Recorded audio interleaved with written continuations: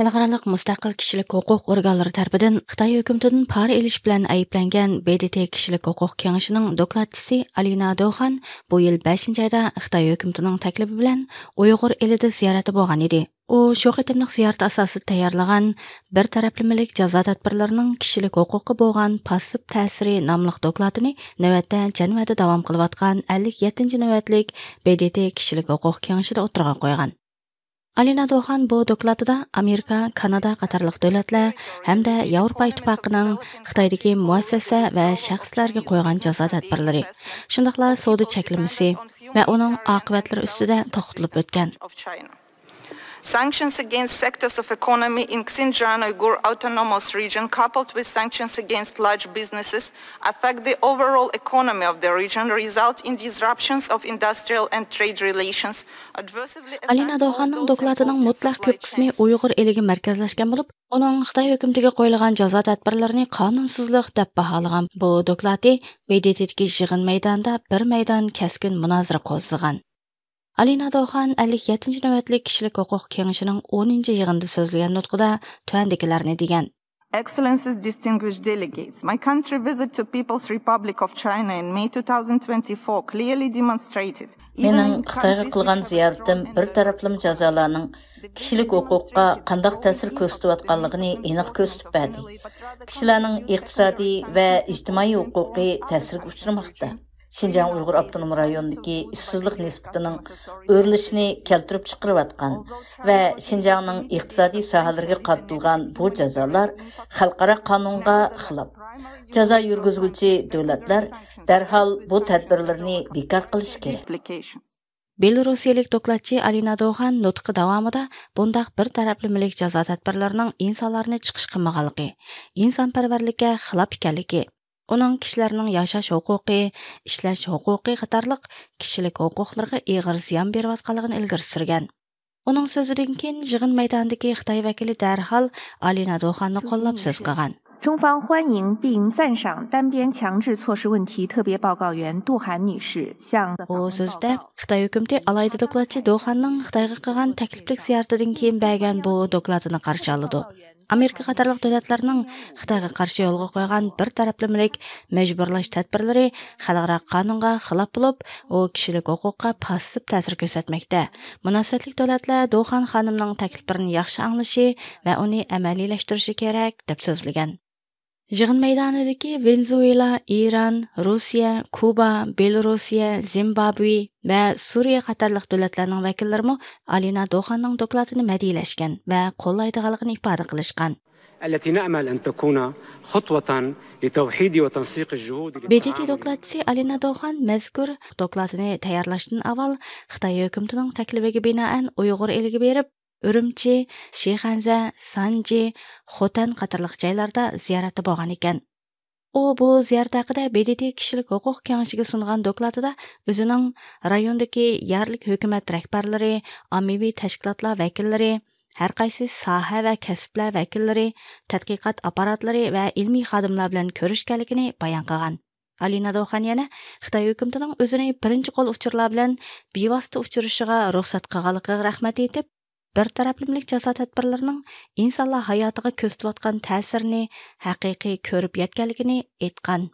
Biroq Alina Dohanning Amerika qatorliq g'arb davlatlarini nishon qilgan bu doklati naq maydondagi Amerika va Yevropa Ittifoqi vakillarining qarshiligiga uchragan. Thank you, Madam Vice President.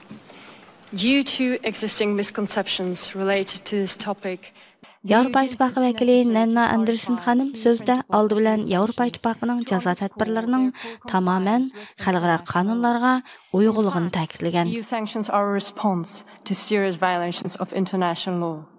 They are always targeted, aimed at those responsible, including for committing serious human rights violations. Amaliyotda Yevropa Ittifoqining jazo tadbirlari xalqaro qonunlarning dafsanda qilinishiga qaytarilgan bir inkasdir. Ular kishilik huquqni dafsanda qilguvchilarni o'z ichiga olgan, barliq javobgarlarni nishon qilgan, qaratmalikqa kuchli bo'lgan tadbirlardir. Ular vaqalarga birma-bir qarab chiqish, paket yig'ish va qonuniy ramkalar bilan selishtirilish asosida bekitilgan bo'lib, qarorlik holda ko'zdan kechirib turiladi. Yevropa Ittifoqi vakili Nanna Anderson xonim so'zi davomida yana Yevropa Ittifoqining jazo tadbirlarining kishilik huquq dafsandachilarini jazolashni nishon qilganligini eskartib o'tgan. Madam Special Rapporteur, In reaction to your conclusions in the presented country visit report. Dokladçı xanım, sizning dokladingizda yozgan xulosangizga javoban men shuni ta'kidlaymanki, Yevropa Ittifoqining jazo tadbirlari so'z temasi bo'layotgan davlatdagi kishilik huquqni qo'g'dash va tashabbus qilish maqsadi bilan xalqaro qonunlar va adil sotlanish kafolat asosida bekitilgan. Mushu bo'yicha olganda siz Yevropa Ittifoqidagi organlar va shaxslarga qo'yilgan qaytirma xarakterlik jazo tadbirlariga qanday baho berasiz? Measures targeting individuals and entities within the EU as referred in your report. Thank you. Alina Dohanning doklatiga Amerika vakili Tim Johnson mo norozilik bildirgan. O mundaq degan: The United States rejects claims that sanctions amount to human rights violations. This logic is fundamentally flawed. Sanctions play a valuable role in disrupting and deterring human rights violations and abuse. Amerika Qo'shma Shtatlari jazo tadbirlari kishilik huquqni dafsana qildi deydigan bu ayblashni qat'iy rad qiladi. Bu mantiqa asosiyatdan xato. Jazo tadbirlari kishilik huquq dafsanachiligi va xo'rlashni to'sish va cheklashda, javobgarlikni ilgari surishda, tinchlikka bexatarlikka bo'lgan tahdidlarga taqobil turishda muhim rol o'ynaydi. Masalan, Amerika Qo'shma Shtatlari qiyin qistoq, xohlagancha tutqun qilish, majburiy yo'qotib etish va sudsiz o'ldirib etish qatorliq kishilik huquq dafsanachiliklariga sherik bo'lgan ma'lum rahbarlarga qarshi jazo tadbiri qo'llangan. Bu jazo tadbirlari ko'pincha hollarda o'z davlatidagi kuchlik huquqdorlarning jazosiz qilishini xohlamaydigan ommaviy tashkilotlar ta'minlagan uchurlarga asosan tuzilgan. Ordinary people are ignored or trampled upon by their leaders. Sanctions whose purpose is to impose accountability. U so'zini yana mundaq davom qilgan. Simply put, it is not sanctions that undermine human rights. Qisqasi, kishilik huquqni dafsana qildig'ini jazo tadbirlari emas. Kishilik huquqni dafsana qildig'ini ziyonliq bo'lgan nachar harakatlardir. Bu harakatlarning davomlashishining oldini olish uchun mas'ul kishilarga jazo tadbirlari qo'llanildi.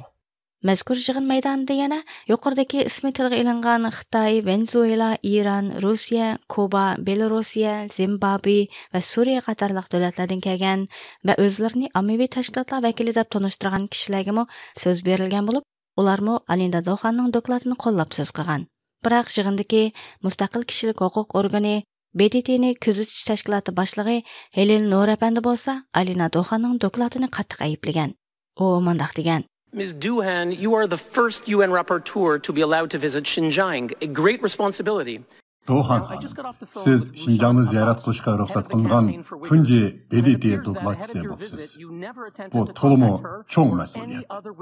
Men bugungi yig'in boshlanishidan sal burun Uyg'ur kishilik huquq faoliyatchisi Roshan Abbos bilan telefonda so'zlashdim. U sizning ziyoratga minishdan avval o'zi bilan yoki boshqa Uyg'ur faoliyatchilar bilan aloqa qilmaganligingizni dedi. Bu rasmi. Bugun uning begunoh hadisi doktor Gulshan Abbosning majburiy g'oyib qilinganligiga 2202 kun bo'ldi. Uning necha turli kesli bor edi. Siz Uyg'ur elidagi 4 shaharni ziyorat qilibsiz. Acaba siz sahibxonlaringizdan ularning Gulshan Abbosni qayerda tutib turayotganligini so'rab baqdingizmi? Nima ishga so'ramadingiz? Siz Xitoyda g'ayriy hukumat tashkilotlari bilan uchrashganligingizni dedingiz. Halbuki Xitoydagi haqiqiy kishilik huquq faoliyatchilarining zindonda ekanligini bilamsiz. Masalan, Wang Binjiang. Uning bilan uchrashishni talab qildingizmi? Nima ish qilmadingiz? U so'zini yana mundaq davom qilgan: Ms. Duhan, as a human rights expert, why didn't you mention that China is holding 1 million Uyghurs in camps, persecuted because of their religion and... Dohan Hanım, siz bir kishilik huquq mutaxassisi bo'lib sifatingiz bilan nima uchun Xitoy hukumatining 1 millionga yaqin Uyg'urni diniy va milliy kimligi sababli lagerlarga qamab, zo'rlik bilan emgak silayotganligini tilga olmaysiz-yu? Amerika, Yevropa Ittifoqi, Buyuk Britaniya va Kanada tarafidan bu zulmga qarshi qo'yilgan embargolarga qarshi tursiz. BDTning ADD 1-49-82 nomerli doklatiga asoslanganda sizning ishxonangiz Xitoy bergan $200,000 pulni olgan. Sizning Uyg'urlarning xo'shal ekanligi va aksicha ziyonkashlikka uchraguvchining Xitoy hukumati ekanligi to'g'risida video va dokladlarni e'lon qilishingiz BDTga sharaf elib keldimi? Siz İran, Suriya, Venezuela va Zimbabveni ziyorat qilganda nima uchun millionlagan qurbonlarni nazardan saqit qildingiz va zolimlar bilan bir safda turdingiz? When you visited Iran, Syria, Venezuela and Zimbabwe, why did you likewise ignore millions of victims and instead you sided with their oppressors? Thank you. Helen Norapandining so'zlaridan keyin yig'in zali bir mahal sukutga cho'mgan. Alina Dohan bo'lsa, yuqoridagi ayblashlardan keyin qattiq osal ahvolga tushib qolgan. U yig'in oxirida o'ziga berilgan so'z qilish fursatida o'zining Xitoydan pul olganligi haqidagi ayblashlarning yolg'onligini bildirgan. U tilga ilingan bu pulning sovg'at emas, balki kishilik huquq kengashi tarafidan to'liq kontrol qilinib ishlatiladigan pulligini bildirib, o'zini oqlagan. Amerika Kengash palata a'zosi Marco Rubio bu yil 8-oyda Birlashgan Davlatlar Tashkilotini bir taraflımlik jazolash tadbirlari to'g'risidagi alohida dokladchining o'rnini amaldan qoldirish va Amerikaning bu o'rinni mablag' bilan ta'minlashining oldini olish nomli qonun loyihasini tanishtirgan edi.